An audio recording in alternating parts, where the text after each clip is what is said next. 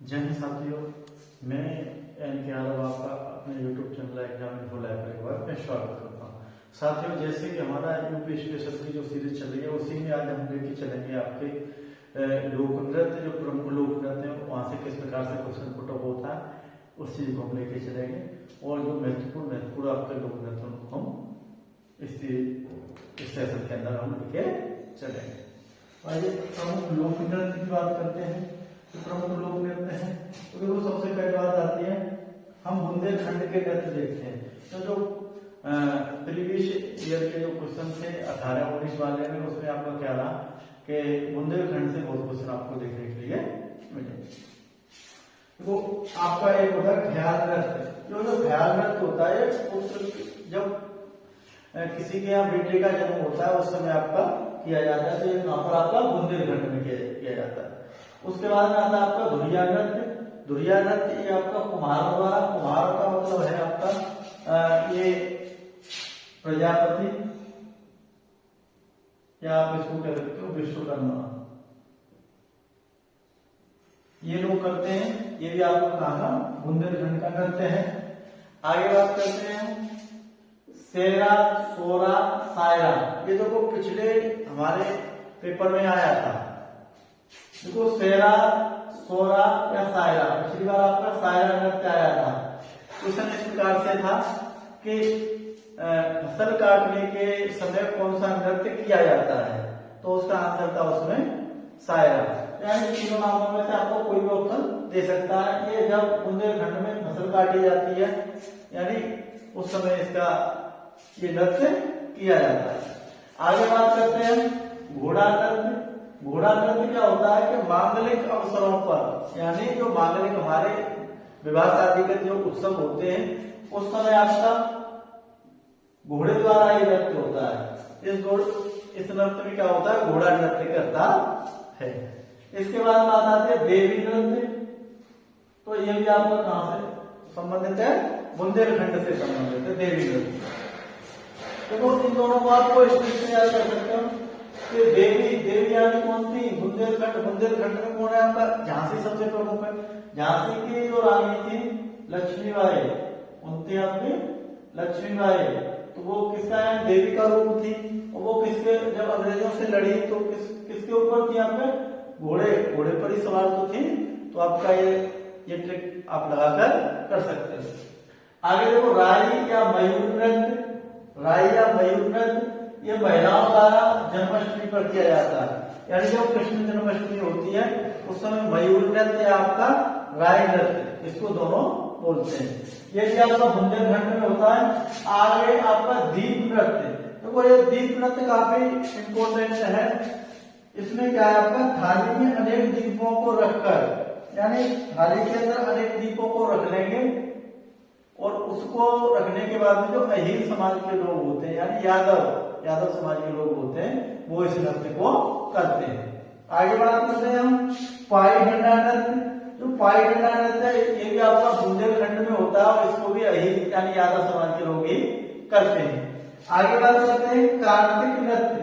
कार्तिक नृत्य का इसमें क्या होता है, गोपी और कृष्ण बनकर, यानी कन्हैया और गोपियां बनकर ये भी बुंदेलखंड के अंदर नृत्य किया जाता है। आगे बात कर रहे हैं बरेंडी नृत्य। बरेंडी नृत्य क्या होता है, जिस प्रकार से ब्रज के अंदर आपकी लठमार होली होती है, उसी प्रकार के रंग बिरंगे कपड़े पहनने के बाद में बरेंडी नृत्य को किया जाता है। ये आपका कहां पर, बरेंडी नृत्य की बात करें हम तो ये आपका कहां पर है, बुंदेलखंड में ही है। और जो लठमार होली है वो हमारा नंदगांव बरसाने में की जाती है। आगे बात करते हैं और इसमें भी अहीर समाज के लोग रंग बिरंगे परिधान पहनकर, जो यादव समाज के लोग हैं वही इस नृत्य को करते हैं। आगे बात करते हैं कानरा नृत्य। कानरा नृत्य क्या होता है आपका, ये विवाह के उत्सव में किया जाता है। जो धोबी समाज के लोग, यानी धोबी समाज की बात करें तो आपके दिवाकर, अगर पश्चिमी यूपी की बात करें तो दिवाकर लिखते हैं। और अगर हम पूर्वांचल की जैसे रायबरेली और आपका प्रतापगढ़, इधर अवध क्षेत्र, इधर धोबी क्या लिखते हैं, चौधरी भी लिखते हैं। ये लोग चौधरी भी लिखते हैं। और अगर पश्चिम की बात करें हम तो दिवाकर लिखते हैं। आगे बात करते हैं रास नृत्य। जिस समय देखो रासलीला होती है, रासलीला देखो आपको कि कहाँ मथुरा वृंदावन की रासलीला प्रसिद्ध है, रासलीला होती है।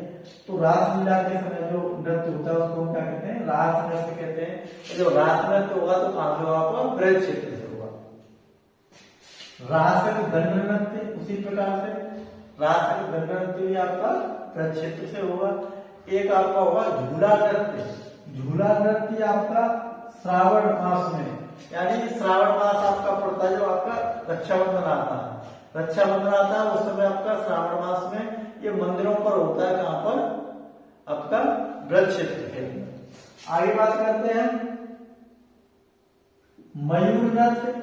देखो मयूर नृत्य के अंदर क्या है कि जो मोर के पंखों को लगाकर, जिस प्रकार से मोर के पंख कन्हैया जी लगाकर आपके रहते थे, उसी प्रकार मोर के पंख लगाकर इस नृत्य को किया जाता है।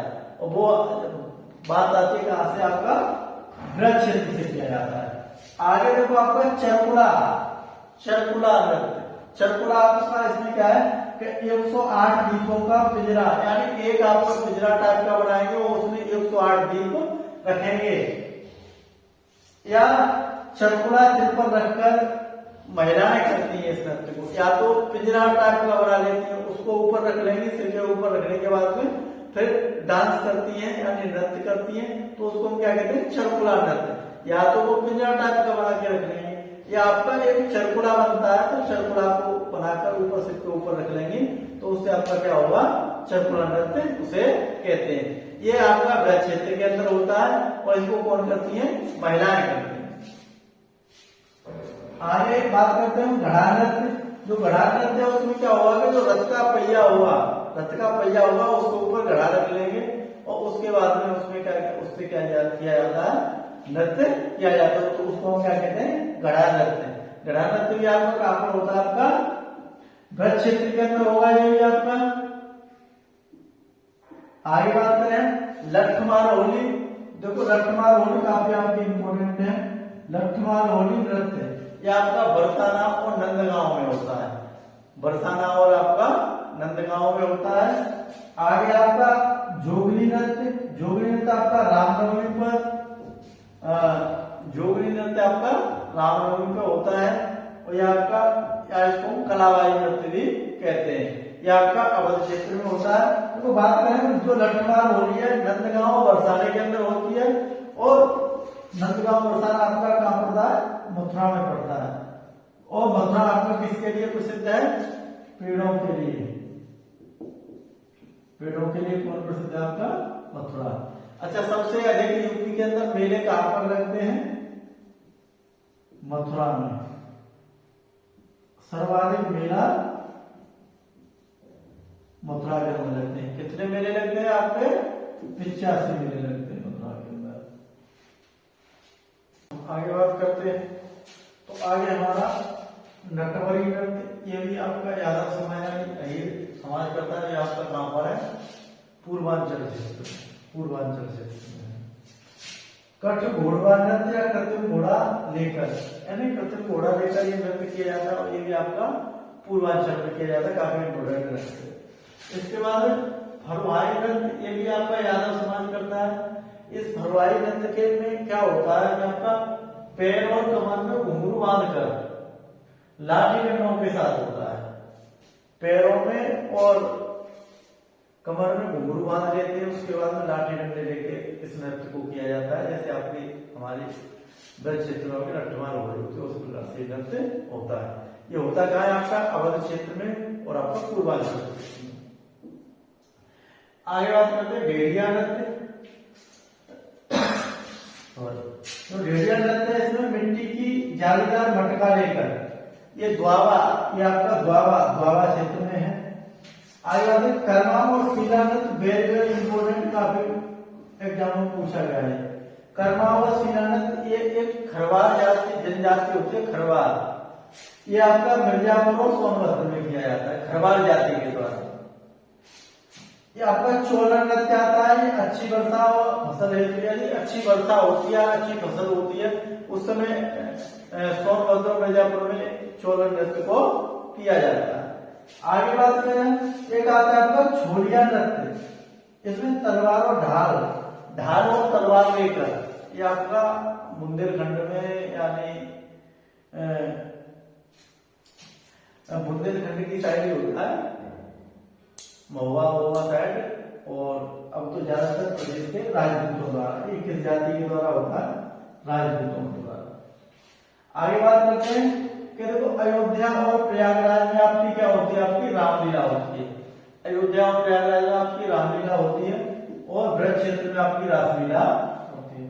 हाँ देखो, अयोध्या से एक बात और है कि आपका 22 जनवरी 2024 को जो आपका राम मंदिर बन रहा है उसका भी उद्घाटन है, और इसका जो शिलान्यास है वो आपको कौन कर रहे हैं, शिलान्यास कर रहे हैं आपके आदरणीय पीएम नरेंद्र मोदी जी।